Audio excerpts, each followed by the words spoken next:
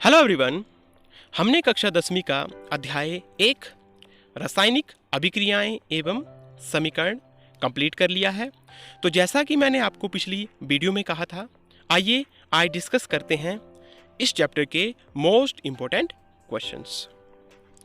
तो इसमें मैंने उन क्वेश्चंस को लिया है जो चाहे हमारे बोर्ड के एग्ज़ाम हो या प्री बोर्ड हो या हमारे मिड टर्म्स हो, उसमें ये क्वेश्चन हर बार इस चैप्टर से बनते हैं। ठीक है, तो आपने क्या करना है, वीडियो को बड़े ध्यान से देखना है, इन क्वेश्चंस को लिखना है और याद करना है। ठीक है, इसके साथ साथ अगर कोई क्वेश्चन आपको ऐसा लगे जो आपको समझ ना लगे या आपको लगे कि कोई कॉन्फ्लिक्ट आपके माइंड में हो, तो आपने ज़रूर कमेंट बॉक्स में जाके मेरे को बताना है ताकि हम उस कॉन्फ्लिक्ट को दूर कर सकें।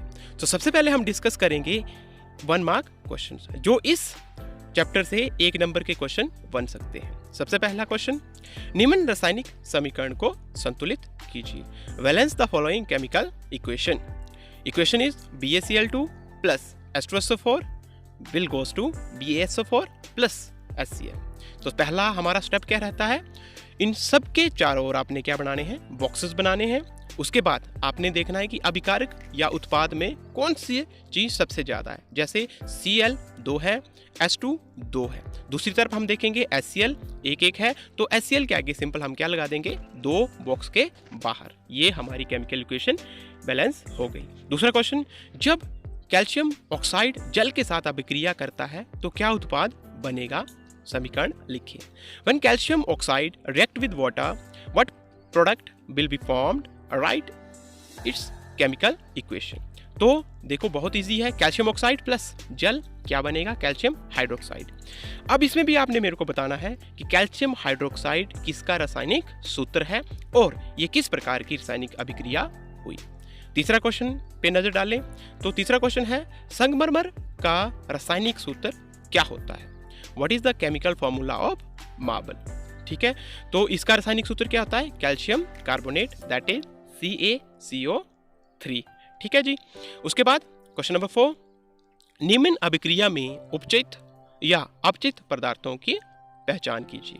Identify the substances that are oxidised and that are reduced in the following chemical equation. Equation is CuO plus H2 will gives Cu plus H2O।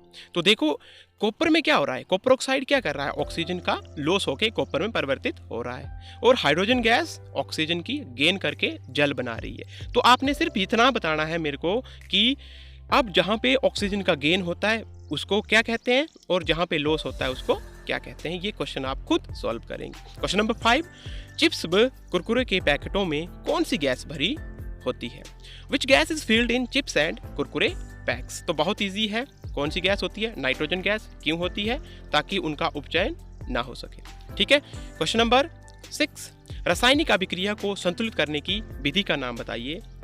Chemical reaction are balanced by which method. तो ये कौन सा method है, हमारी विधि है hit and trial विधि, that is hit and trial method. ठीक है जी। तो उसके बाद अब हम डिस्कस करेंगे इस चैप्टर में जो हमारे क्वेश्चंस 2 या 3 नंबर के बन सकते हैं। ठीक है, 2 या 3 नंबर वाले क्वेश्चंस हम डिस्कस करेंगे इस चैप्टर से। तो सबसे पहले पहला क्वेश्चन हम डिस्कस करेंगे। तो पहला क्वेश्चन है हमारा, वायु में जलाने से पहले मैग्नीशियम रिबन को साफ क्यों किया जाता है, why should A magnesium ribbon be cleaned before burning in air. ठीक है, तो क्योंकि देखो जब मैग्नीशियम ऑक्सीजन के संपर्क में आता है तो उसके ऊपर मैग्नीशियम ऑक्साइड की परत जम जाती है जो कि एक स्टेबल कंपाउंड है जो कि इसको जलने में अवरुद्ध पैदा करती है, इसलिए इसको हमें साफ करना पड़ता है। सिंपल आंसर है। दूसरा क्वेश्चन, जब लोहे की कील को कॉपर सल्फेट के विलयन में डुबोया जाता है तो विलयन का रंग क्यों बदल जाता है, why does the colour of copper sulphate solution change when an iron nail is dipped in it. क्या होता है, जब कॉपर सल्फेट के सॉल्यूशन में लोहे की कील डालेंगे तो लोहा कॉपर से अधिक अभिक्रियाशील है, इसलिए वो क्या करता है, कॉपर सल्फेट के विलयन से कॉपर को विस्थापित कर देता है, डिस्प्लेस्ड कर देता है और उस विलयन का रंग चेंज हो जाता है। क्वेश्चन नंबर 3, श्वसन को ऊष्मक्षेपी अभिक्रिया क्यों कहते हैं, वर्णन कीजिए। Why is respiration considered an exotherm thermic reaction explain.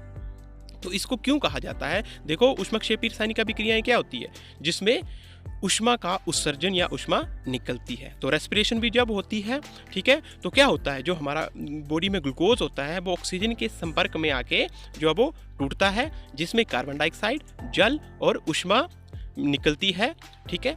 इसलिए श्वसन को ऊष्मक्षेपी रासायनिक अभिक्रिया कहा जाता है। क्वेश्चन नंबर 4, अवक्षेपण अभिक्रिया से आप क्या समझते हैं? उदाहरण देकर समझाइए। What do you mean by precipitation reaction?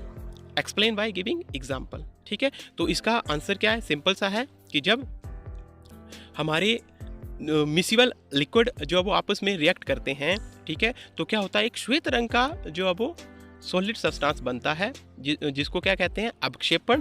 और इस प्रकार की रासायनिक अभिक्रिया को क्या कहा जाता है? अवक्षेपण रासायनिक अभिक्रिया। ठीक है, एक बात मैं और बोल दूं, मैं सिर्फ आपको आंसर का हिंट दे रहा हूं, कंप्लीट आंसर आपने खुद इसके तैयार करने हैं। ठीक है, क्वेश्चन नंबर 5, तेल एवं वसायुक्त खाद्य पदार्थों को नाइट्रोजन से प्रभावित क्यों किया जाता है?